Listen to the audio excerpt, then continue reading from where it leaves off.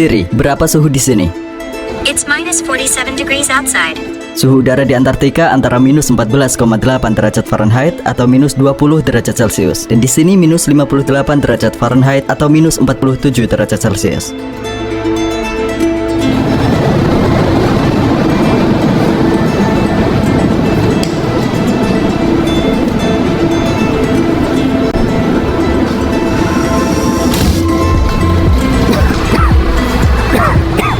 Paru-paru kami tidak terbiasa, makanya kami terbatuk. Cuaca di sini sangat dingin dan kering. Ada banyak orang yang tinggal di sini, sekitar 300.000 jiwa. Yakutsk adalah ibu kota Republik Sakha, sebuah wilayah otonom di Rusia, 280 mil jauhnya dari Kutub Utara. Karena tempat ini adalah titik paling timur laut dari Siberia, tempat ini sangat terisolasi dari bagian dunia lainnya.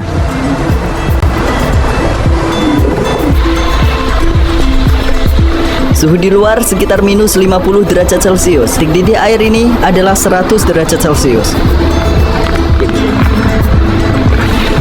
Seperti yang kalian lihat, airnya langsung berubah menjadi kristal es. Suhu udara terendah yang pernah terukur di wilayah ini adalah minus 71,2 derajat Celcius. Seolah-olah tempat ini adalah planet lain. Pisang yang ditinggalkan di luar bisa berubah menjadi palu dalam hitungan menit. Orang-orang tidak bisa memakai kacamata berbingkai logam di sini karena logam bisa menempel pada kulit mereka, dan jika mereka ingin melepas kacamata mereka, daging mereka bisa robek. Ini adalah potongan daging yang sangat mirip dengan daging manusia. Mari kita tempelkan pada logam.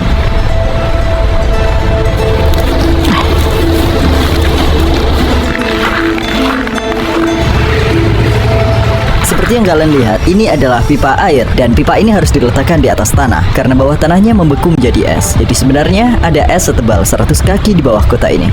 Lihat, sungai ini benar-benar membeku.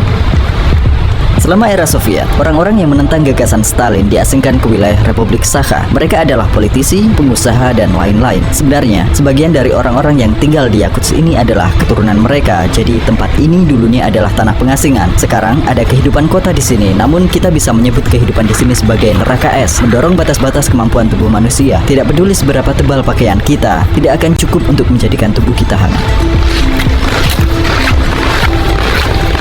Jika memiliki mobil di sini, kalian memiliki masalah besar. Musim dingin berlangsung 6 hingga 7 bulan di sini, dan pada waktu itu kalian tidak bisa mengemudikan mobil kalian. Jika kalian bersikeras, kalian tidak akan pernah bisa mematikan mobil kalian. Misalnya, mobil dengan mesin menyala seperti yang kalian lihat di sini. Kosong, tidak ada orang di dalamnya. Ada ratusan mobil seperti ini. Dan alasan mengapa mesinnya dibiarkan terus menyala, karena jika dimatikan, ia akan sepenuhnya tertutup es dan oli mesin akan membeku. Seperti yang kalian lihat, pemilik kendaraan ini pasti telah memutuskan untuk tidak menjalankan mobilnya untuk waktu yang lama. Hanya 20 menit setelah mesin mati, kebanyakan mereka akan pasrah. Ada mobil lain yang membeku di sini, menunggu untuk digunakan kembali musim panas depan. Mobil ini menyala kan?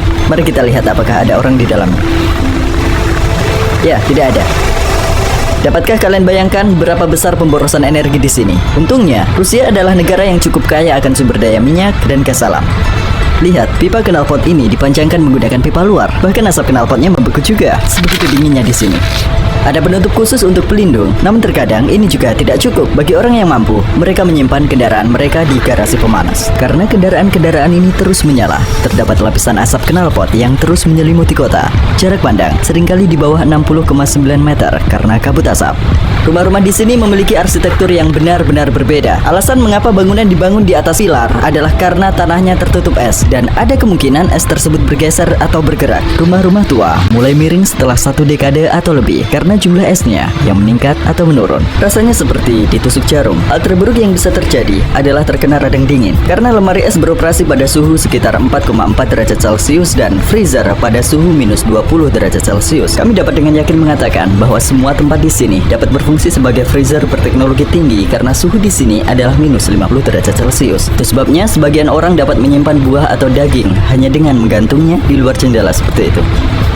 Bisakah aku membuat kereta luncur dengan ini?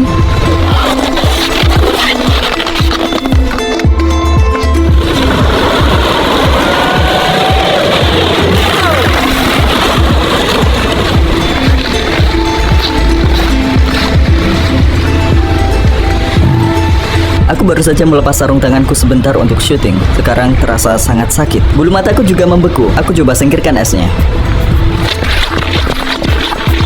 Jika kalian di luar selama lebih dari 15 menit, kalian akan mengalami gejala seperti kulit terbakar dan kesulitan bernapas. Rasa dingin yang dimulai rasa sakit seperti ditusuk jarum, radang dingin, diikuti dengan hilangnya indera perasa, kemudian berakhir dengan kematian. Dia melepas sarung tangannya hanya selama 5 menit untuk merekamku, dan ujung jarinya langsung memutih. Mikrofon kami memberi peringatan merah, dan ia tidak dapat berfungsi dengan baik. Kameranya juga tidak berfungsi seperti seharusnya. Tutupnya membeku. Ponsel kami juga tidak berfungsi. Baterainya sekitar 10% beberapa menit yang lalu, kemudian tiba-tiba mati. Padahal sebenarnya tadi hampir penuh. Apa yang kalian lihat di belakangku adalah kuburan. Ketebalan es di bawah sepatuku sekitar 100 kaki, dan lapisan es di bawah kota ini tidak meleleh bahkan di musim panas. Jadi, bagaimana orang menguburkan orang yang mati? Mereka mengumpulkan potongan batu bara dan membakarnya selama 2-3 hari. Saat batu baranya terbakar, balok esnya meleleh dan dapat dengan mudah dipindahkan menggunakan skop. Maka area tersebut dapat digali hingga kedalaman 6-7 kaki. Mayat seseorang yang meninggal 100 atau 200 tahun yang lalu dapat tetap utuh bahkan sampai hari ini. 20% total cadangan berlian dunia ada di Yakuts. Selain itu, terdapat juga semua elemen dalam tabel periodik. Ada banyak fosil mamut dan dinosaurus di bawah wilayah Yakuts. Di daerah di mana mamut pernah berkeliaran, bangkai utuh mereka masih dapat ditemui hingga sekarang ketika es mencair. Di tempat ini, di mana orang-orang tidak bisa bertani atau bercocok tanam, mereka mengkonsumsi ikan. Salah satu fitur terpenting dari pasar ini adalah mereka memajang ikan di kios-kios umum, bukan kulkas, karena suhu di luar jauh lebih dingin daripada kulkas manapun. Sepotong daging yang tertinggal di luar tidak akan rusak selama berbulan-bulan. Ada juga daging kelinci beku di sini. Daging kelinci dan bebek banyak dikonsumsi oleh masyarakat sini. Daging kuda juga sangat umum. Ini beratnya sekitar 45 pon. Mereka membeli seluruh ikan ini, meletakkannya di luar, dan mengonsumsinya selama berhari-hari. Yang ini juga sedang dijual. Ya, tidak rusak pastinya. Telinganya tidak goyang sama sekali. Berapa jam kalian bekerja di sini?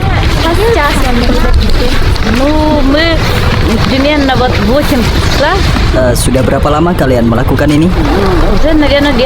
Berapa lapis pakaian yang dia kenakan?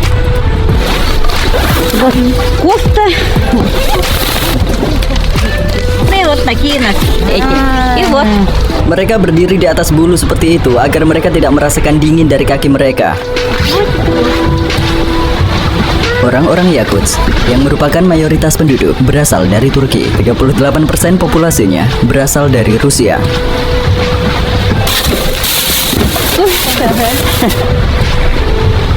Hanya ada anjing jenis itu di sini. Sayangnya, kucing tidak bisa bertahan hidup. Hanya mamalia dengan bulu yang sangat tebal.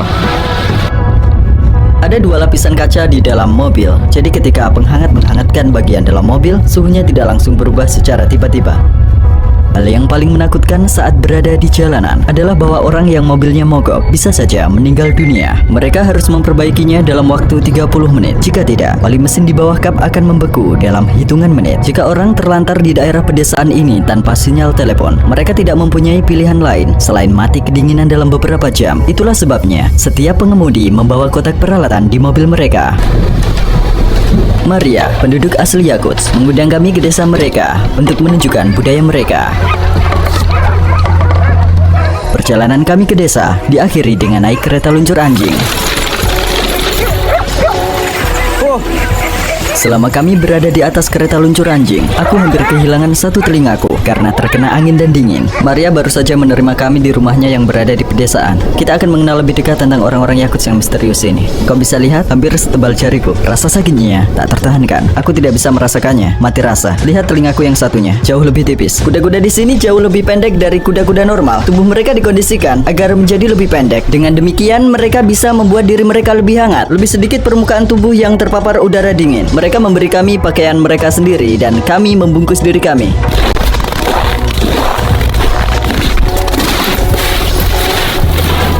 Kalian akan tahu dari kapal yang membeku di sana bahwa tempat kami berpijak sekarang adalah sebuah danau. Kami mencoba untuk memukulnya pada sudut 90 derajat. Kami baru saja mengebor lubang berdiameter 20-25 inci di sini. Sapi-sapi akan datang dan minum di sini. Kami akan singkirkan es yang pecah ini. Berapa lama waktu yang dibutuhkan agar air ini sepenuhnya membeku kembali? In 1 hour it's Sapi di desa ini selalu ditaruh di lumbung selama musim dingin.